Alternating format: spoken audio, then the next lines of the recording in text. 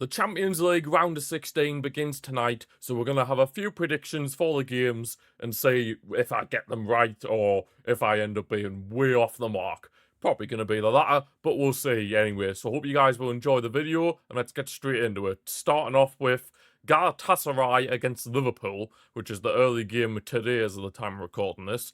Looking at the form based on FotMob, Galatasaray have won the past 3 games, but in the last round against Juventus, they nearly made a meal out of that. I mean, the first leg they were 5-2 up, absolutely dominant display at home. But then the second leg, when they went to Turin, Juventus nearly did it. They nearly made the comeback, and they actually sent them the extra time as well, Juventus. And the fact that it took it took Osimhen scoring in the extra time, really, in order to send Galatasaray into this round. So yeah, Juventus did give Galatasaray a bit of a scare in the end, which was not expected, but they got themselves through.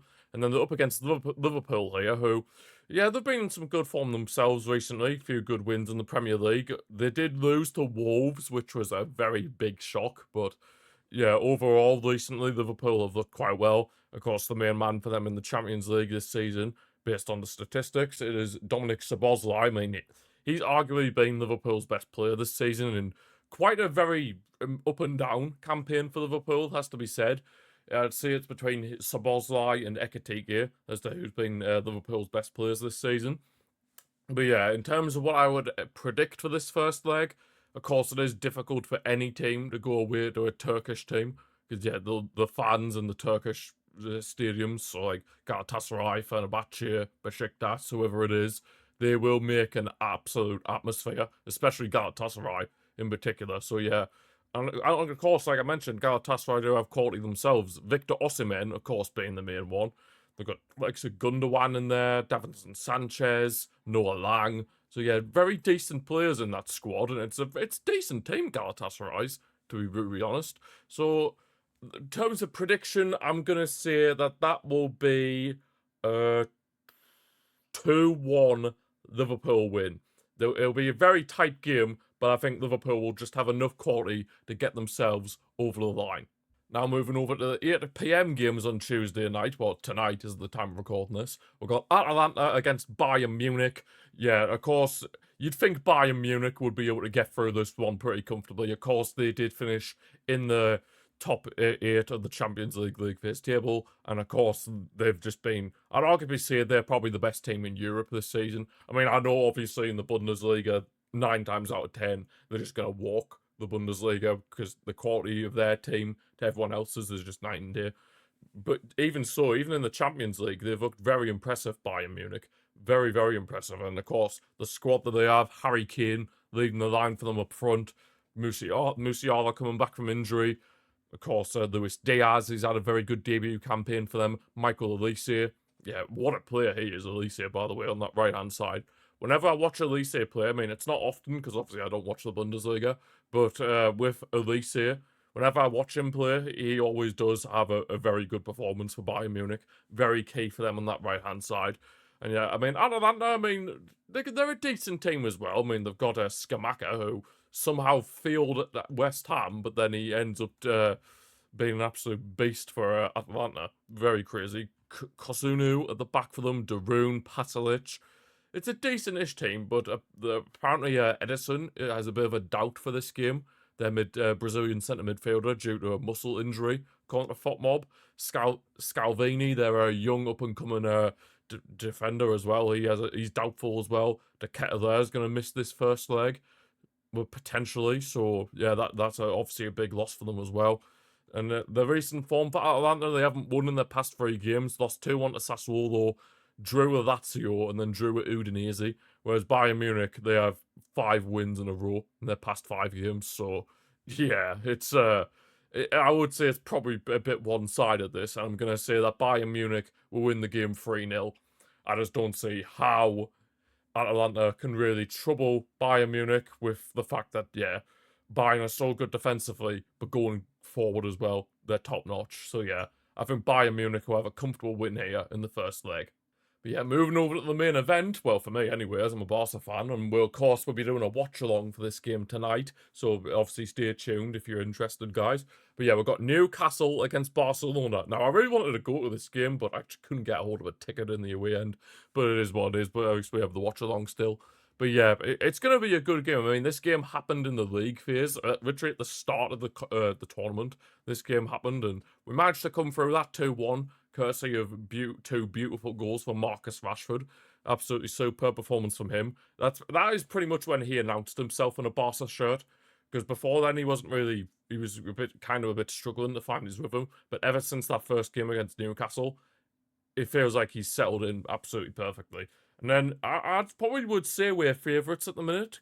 Well, based on form anyway, because past form wise, I mean, yes, we lost to Girona 2-1, but then after that, we've had 4 wins in a row. I mean, beating Levante 3-0 at home, beating Villarreal 4-1, beating Atletico Madrid in the second leg of the Copa del Rey, albeit we did get knocked out of that competition in the end because we lost 4-3 on aggregate, but winning 3-0 against Atletico Madrid is no mean feat. And of course, I would still stand by that despite obviously the result overall not going our way, that was our best performance of the season by some distance.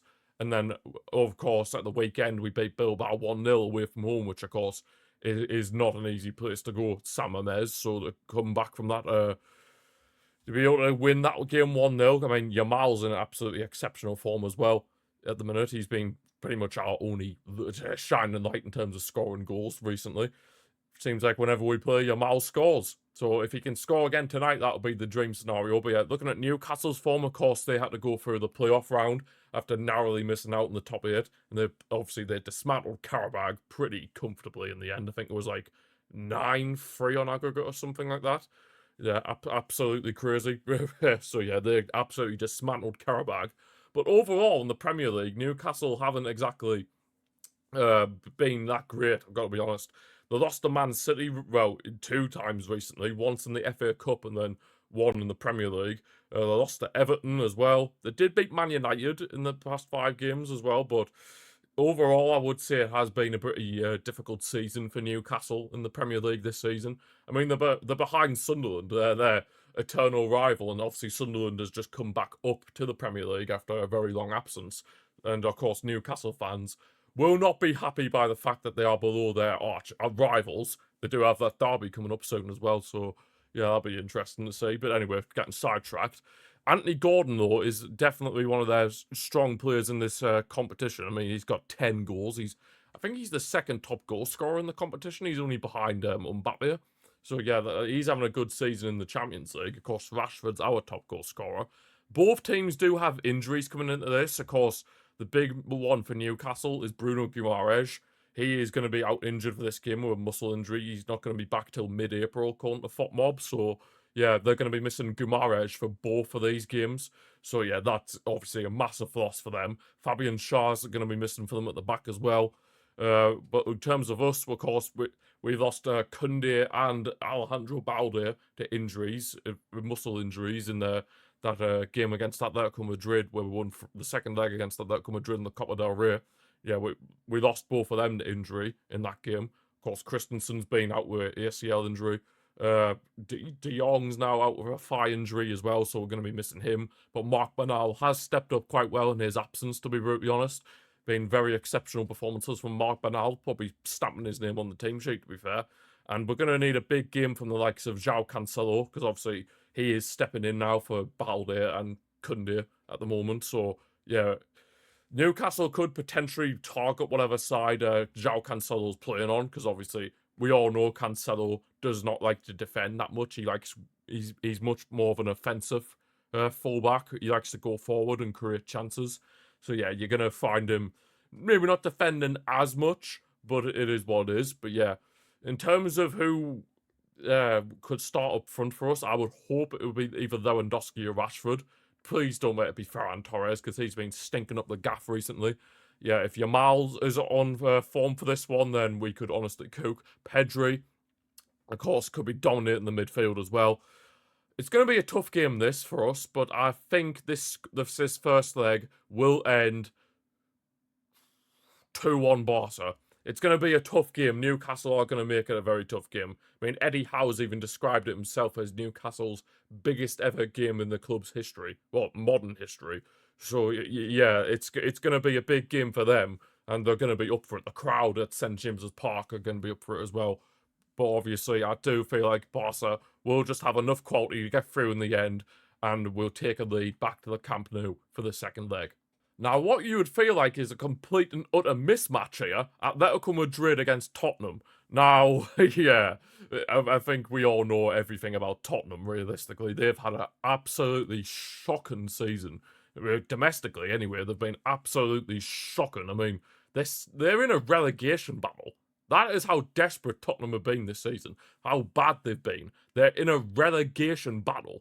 Like, who on earth would have thought that Tottenham could potentially get relegated? There is a scenario where they get relegated, but they somehow win the Champions League, so that they're playing in the Champions League when they're in the Championship. Like, that is just bizarre. Absolutely crazy. And yeah, their past 5 games have not been great for them either. 5 losses in a row against Man United, Newcastle, the North London derby against Arsenal, Fulham, and Crystal Palace. Lost all 5 of them games. Yeah, and it's probably not a good distraction, this, for Tottenham, because obviously, like I mentioned, they are in a relegation scrap in the Premier League. So they're probably thinking, we don't really need this right now. They really, really don't be needing this. This is probably, well, not probably, this is a massive distraction for Tottenham as they try to aim to survive in the Premier League. Like, if they went down, it would be absolutely catastrophic for the club. Of course, being in that stadium as well, it would just be catastrophic from financially and as well as sportingly. But yeah, Atletico Madrid, they've been decent in recent times. Of course, they absolutely demolished us in the Copa del Rey first leg, semi-final first leg. We nearly made the comeback, but they managed to get through in the end. Simeone ball at its finest. But yeah, other than that loss that they had in the second leg against us, they've won all their past 5 games besides that one, obviously.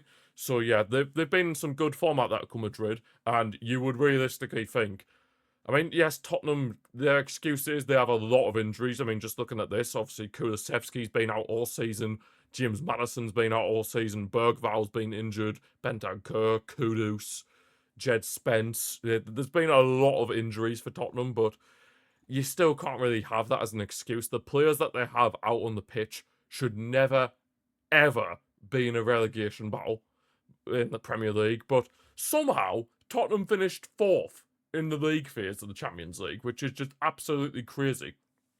Considering how bad they've been domestically, how they finished in the top 8 of the Champions League is beyond me. Like, it really is.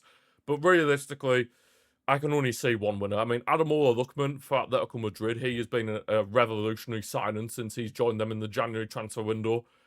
Pretty much transformed their team, realistically. He's had such a good little, well, I say well, yeah, it is going to be half a season, but yeah, since he's joined them, he's been absolutely impressive, playing a big part in Atletico Madrid's massive upturn in form. And of course, Julian Alvarez up against this Tottenham team, he's probably licking his lips, I've got to be honest. I mean, how bad Tottenham have been, he should be licking his lips and going, right, I need to be getting a hat-trick at least here. And realistically, that's the way I see it. I think this is going to be a very comfortable win. I wouldn't be surprised if Tottenham just rotated, because obviously, like I mentioned, their main focus is trying to stay up in the Premier League. So I think Atletico Madrid will win this game 4-0. 4-0. Because yeah, like I said, Tottenham, this is just a massive distraction for them that they don't need. So they're probably going to lose. I imagine they might rotate a bit just so they can focus more on staying up in the Premier League. And that will obviously just allow Simeone's men to be able to dominate the proceedings and pretty much book their place into the quarterfinals. Moving over to Wednesday night's games, we've got Bayer Leverkusen versus Arsenal. Now, Arsenal, of course, they are top of the Premier League. They've had a very good campaign for their standards. I mean, Man City are still kind of breathing down their necks a bit, but yeah, maybe this is the year where Arsenal finally actually get over the line and win the Premier League title. And yeah, up against Leverkusen here, who they've had a bit of a patchy run of form recently. I mean, they've lost to Union Berlin, drew 0-0 with Olympiacos, drew 1-1 with Mainz, managed to just about beat Hamburg, and then drew 3-3 with Freiburg. So yeah, it's not as strong of a Leverkusen team as it was a couple of years ago under Xabi Alonso, but there are still good amount of quality players in that Leverkusen team. The likes of Grimaldo, obviously in particular. You've got Tapsoba in there, Alex Garcia, Palacios, Mazza, who's apparently a young wonder kid for them. That's been doing quite well for Leverkusen this season. But yeah, I still think realistically Arsenal are going to have too much quality for this Leverkusen team. Of course, the backline, Gabriel leading that backline absolutely superbly. Saka going forward, Declan Rice. Yeah, I mean, you don't need to say much more about Arsenal at the minute. They're just that impressive. Hincapié up against his former club. I'm pretty sure he's only on loan from Leverkusen. So, yeah, he's going to be playing against his parent club, but I'm pretty sure Arsenal are going to buy him permanently if they haven't done so already. I mean, I'm pretty sure they haven't, but yeah, Hincapié up against his former club, that's going to be a bit of an interesting one, but if he does play. But yeah, I think this will be a pretty comfortable win for Arsenal. I'm going to go with a 3-1 win for Arsenal away from home. And then in the second leg, they'll probably just wrap it up. But obviously, that'll be for next week, next week's video. But yeah, anyway, Arsenal, I think, will win this first leg 3-1 in Germany. Now, another one of the standout fixtures of the round of 16, PSG versus Chelsea. Now, yeah, this is a very big game. I mean, PSG, despite being the reigning champions, they had to go through the playoff fears all over again, which, yeah, it's not great for them. And they nearly bottled it, to be fair, to Monaco. Monaco nearly were able to come back on that, so the fact that they nearly bottled it to PSG, and the fact that they were this close to being knocked out in the playoff round as the reigning champions would have been absolutely crazy. But yeah, they've been had a bit of a rough patch recently, PSG. I'm not gonna lie. I mean, they've got a few wins in there, but they've got a draw against Monaco in, I believe that was Ligue 1, or was it the Coupe de France or something? I'm not too sure. But yeah, only narrowly beaten Le Havre and then losing heavily to Monaco 3-1 at home. Yeah, that is not great. PSG have not really been as strong as they were last season. I mean, obviously it took them till the second half of last season to really get on the momentum that won them the Champions League.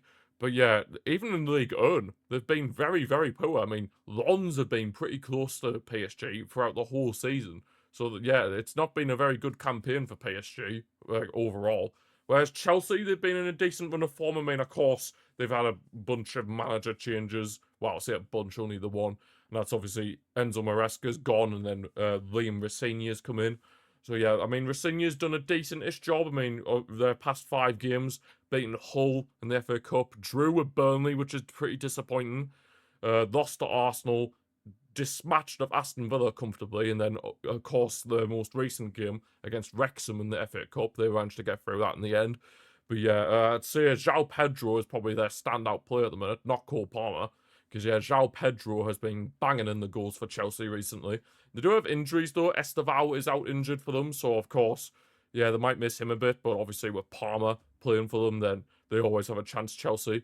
In terms of PSG, they're missing Fabian Ruiz, potentially. But on paper, it is still a pretty strong team. Of course, Ousmane Dembele playing up front for them. Desiree Doué, Kvaratskhelia. That is a dangerous front three if Chelsea allow that front three to get into the game. Marquinhos at the back for them as well. Pacho, Vitinha controlling the midfield. Yeah, Nuno Mendes at left back as well. But of course, Chelsea do have their own threats. Of course, what we're talking about, João Pedro, Palmer, Reece James, Cucurella can be good on his day. Pedro Neto. So yeah, it is a pretty good, decent team. But obviously, this fixture happened in the Club World Cup final, and Chelsea managed to absolutely destroy PSG that day, courtesy of Cole Palmer. So if Cole Palmer can play anything like what he did in that Club World Cup final, then PSG could have a bit of a difficult task ahead of them. But in terms of this prediction for the score, I'm going to say that this will end 2-2. I think there'll be a very end-to-end game. Both teams are going to have their chances, but they're going to have to share the spoils, as they have to share the spoils ahead of the second leg at Chelsea. And now the fixture that happens every single year. Real Madrid against Man City. I mean, it was obvious, wasn't it? You could just tell that this was going to be the fixture that was going to happen. Oh, it's like, the amount of times this fixture's happened, it is getting pretty boring now, I've got to be honest. I'm going to openly hold my hands up. I am not going to watch this game because I am sick to death of seeing this fixture. Like, it's basically a guarantee at this point that Real Madrid at some point in the competition will play Man City. It's just boring. It really is. And yeah, looking at the form of both teams, of course, Real Madrid had to go through the playoff round after they played Benfica, and of course there was a lot of controversy in that game, which obviously we're not going to get into here. But yeah, I mean, they managed to get through that in the end, but they have been in a bit of a rough patch recently. They lost to Osasuna in La Liga, lost to Getafe as well, which of course has allowed Barcelona to get a 4-point lead at the top of La Liga, which you love to see. But yeah, they did win at the weekend, just about, against Celta Vigo, but even then, that wasn't very convincing. It took like a last-minute winner from Federico Valverde in order for them to get over the line there, and yeah, they've looked very, very poor, Real Madrid, this season. I mean, I know now that obviously they're under Arbeloa, but even like when they had Xabi Alonso, like they were looking shaky. They weren't really like looking as good. Well, I say good, but like there's just a lot of problems at Real Madrid. There really is, and of course the big one for them here, Mbappe is going to miss this game due to a knee injury. So yeah, I mean, who knows if he'll be back for the second leg? But for this first leg, he's going to be missing this game. Rodrigo is out for the rest of the season after doing his cruciate ligament. Jude Bellingham's still out injured. I believe he'll miss both legs of this as well. So yeah, obviously another loss for Real Madrid there. But yeah, looking at Man City though, I mean, yeah, they've just been the machine that they are. I mean, other than the slip up against Nottingham Forest in the Premier League where they drew 2-2, they've been winning games for fun, and yeah, it's hardly surprising. I mean, it's Pep Guardiola's Man City. But I believe they could potentially be without Erling Haaland, possibly.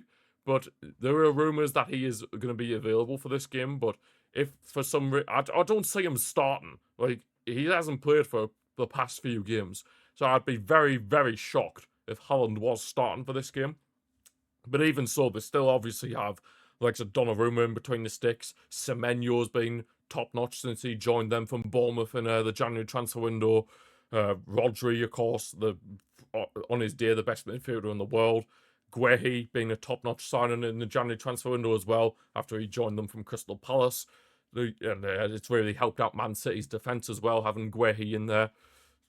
But of course, Real Madrid will have their own threats. I mean, Valverde, of course, Vinicius if he feels up to it, but instead of crying every 2 seconds. But yeah, I mean, for how much we see this fixture, it is obviously getting very boring now. But I do feel like Man City are the stronger team here, and I think they will take a lead back to the Etihad, and I think it will be a 3-2 Man City win. It's going to be a very tight and cagey affair, but I think Man City will have just enough quality to get themselves over the line and take a lead back to the Etihad. And finally, we get onto the Cinderella story of the competition so far. Well, the team that is the Cinderella story. Bodo Glimt up against Sporting Lisbon. Now, who on earth would have thought that Bodo Glimt would have been in the round of 16 of the Champions League? Excuse me, I certainly wouldn't have thought that. And yet, you got to think, remember, Bodo Glimt aren't even, they're in pre-season, because the Norwegian league doesn't start till, like, what? Like, March, or, like, yeah, some point in March, I believe. So, yeah, the final few fixtures they had in the league phase, and the playoff round, that was basically, like, their version of a pre-season. Like, talk about crazy. I mean, they beat Man City, of course, had that absolutely unbelievable win over Man City. They beat Atletico Madrid. Then they dispatched of Inter Milan. Like, that is 3 European juggernauts. Well, in the case of Inter Milan and Atletico Madrid. I mean, Man City are a big club in their own right, but I wouldn't say they're a juggernaut of European football. But yeah, against 3 massive teams, they've turned up, and it feels like they relish playing against teams like that. Like, they really do. It does look like they relish playing against teams like that. When you look at the team form, I think the Norwegian league might have just started, actually, because it says they played Molde. Oh no, it's in the Danish. It's in the cup, not Danish, Norwegian cup. So yeah, their season is somewhat, well, their domestic season's looking like it's about to get back underway. So the fact that Bodo Glimt have got all this far, despite the fact that their season ended, well, domestic season ended in like November, and then they've been using the Champions League basically as like a pre-season tournament, is absolutely crazy.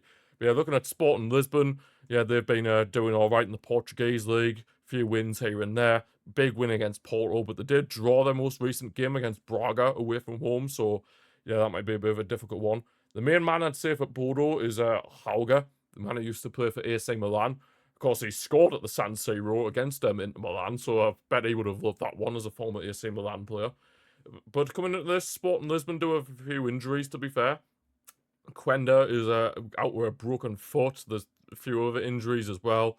Just random, like, knee injuries, random injuries, a couple of suspensions. So, yeah, it could be interesting to see what happens here. Of course, Luis Suarez, not the Luis Suarez, the other Luis Suarez, up front for Sporting Lisbon. He's been in exceptional form for them so far, and I'm pretty sure he's the top goal scorer in the Portuguese league. You have to correct me on that if I'm wrong, but I'm pretty sure he is. And yeah, of course, Sporting do have some top-tier players themselves, like Ousmane Diomande, Gonzalo Inacio, Ivan Fresneda. Pretty decent team they have, but this Bodo team, they fight for each other, they play for each other, and it's honestly a breath of fresh air to see like this Cinderella story happening right in front of our eyes. And honestly, if I was to predict this one, Bodo at home, I think they're going to do it again. I think they're going to pull off another mad result. I'm going to say Bodo Glimt will win this 2-1. I think that obviously they've got to use the home advantage in this first leg to their advantage. Obviously whatever happens in Portugal happens in Portugal. But yeah, if they can have a good result in this first leg to take to Portugal with them, they will be very much happy with that. And I think, honestly, Bodo Glimt could go on an absolutely mental run in the competition. And honestly, I'd love to see it. I mean, not just me. I think a lot of football fans would just love to see this. Like, how far can Bodo Glimt get in the competition? It'd be amazing to see. And if they did go quite far, then it would be unbelievable. I mean, they've already gotten quite far, but to see if they got like the quarterfinal or the semi-final somehow, that would be absolutely unbelievable. Not just for Norwegian football, but for football as a whole, it'd be absolutely unbelievable. But yeah, that is where we're going to leave this video for today, guys. Hope you have enjoyed it. If you have, feel free to give the video a like and subscribe to the channel if you're new. Thank you for watching, and I shall see you for the next video where we'll be predicting the second leg results after, of course, we've had the first leg ones. See you then.